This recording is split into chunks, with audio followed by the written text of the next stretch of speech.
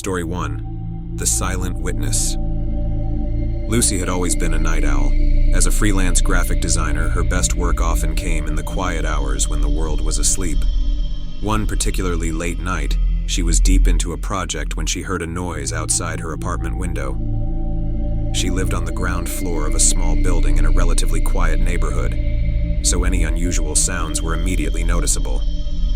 She paused her music and listened carefully. There it was again, a faint rustling, like someone or something was moving around in the bushes just outside. She brushed it off as an animal and went back to work, but a few minutes later, she heard it again.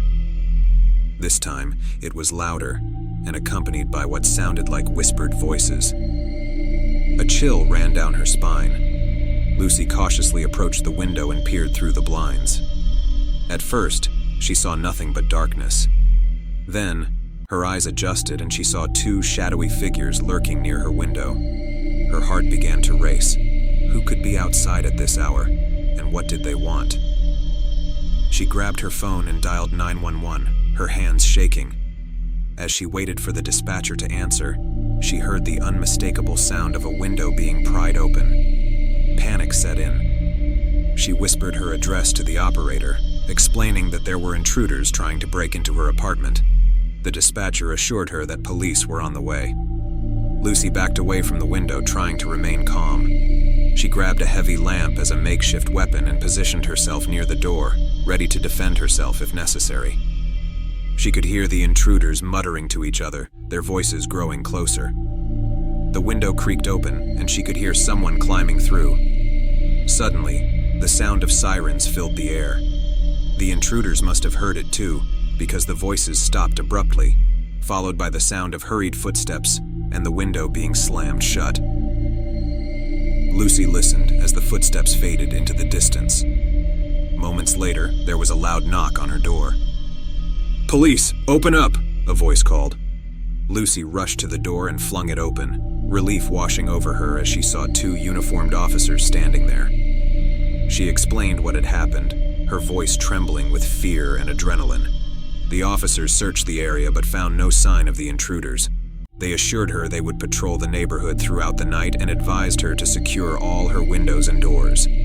Shaken but grateful, Lucy did as they suggested. She double-checked every lock in her apartment, her mind racing with what could have happened if the police hadn't arrived in time. She knew she wouldn't be able to sleep, so she spent the rest of the night huddled on her couch, clutching her phone and listening for any sign of danger. Over the next few days, Lucy couldn't shake the feeling of being watched. Every time she heard a noise outside, her heart would skip a beat. She installed extra security measures in her apartment, including motion-activated lights and a security camera. The police increased their patrols in the neighborhood, but the intruders were never caught. The experience left a lasting impact on Lucy. She no longer worked late into the night and was always hyper-aware of her surroundings.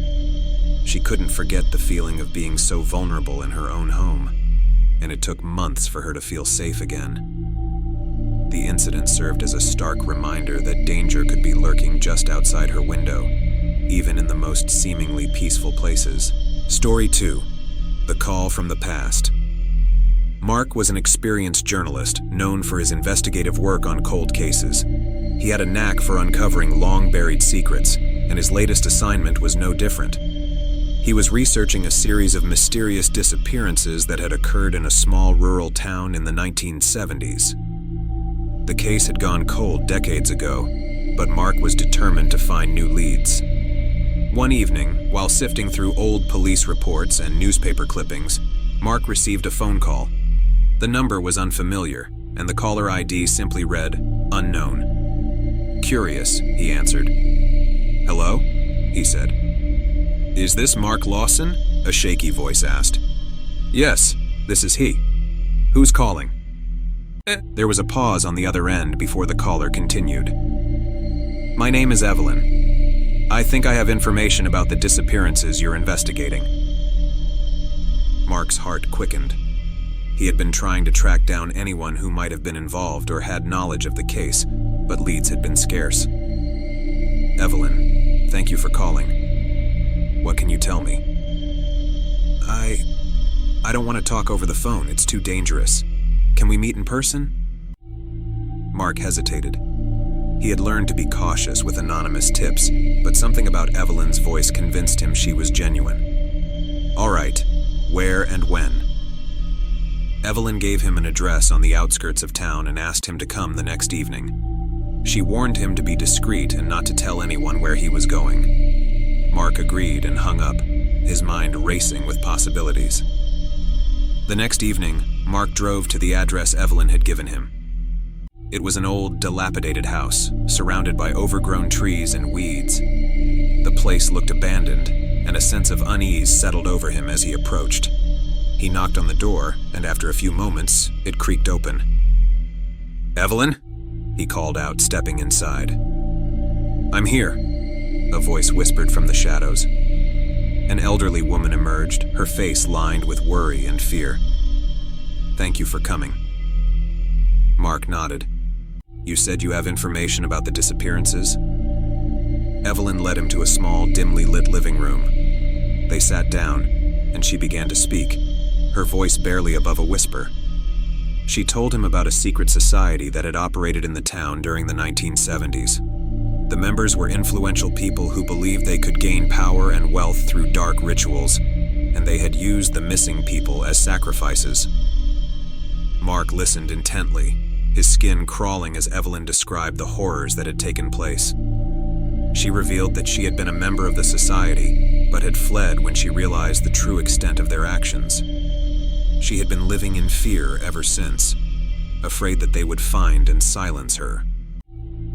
"Why are you telling me this now?" Mark asked. "I can't live with the guilt anymore," Evelyn said, tears streaming down her face.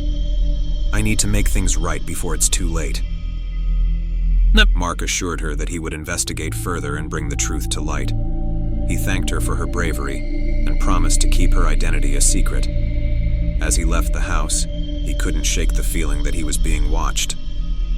Over the next few weeks, Mark delved deeper into the history of the town and the secret society. He uncovered evidence that supported Evelyn's claims, including old photographs and documents linking several prominent townspeople to the society. He published his findings, and the story made headlines. However, Mark soon realized that he had attracted unwanted attention. He began receiving threatening phone calls and noticed strangers watching him from a distance. One night, he returned home to find his apartment ransacked and a note left on his desk. "Stop digging or you'll be next." Determined not to be intimidated, Mark contacted the authorities and provided them with all the evidence he had gathered. An investigation was launched, and several members of the secret society were arrested. The case received widespread attention, and the disappearances from the 1970s were finally solved. Despite his success, Mark couldn't shake the feeling of unease. He had exposed a dark and dangerous secret, and he knew that there were still people out there who wanted to silence him. He took extra precautions, always looking over his shoulder and never staying in one place for too long.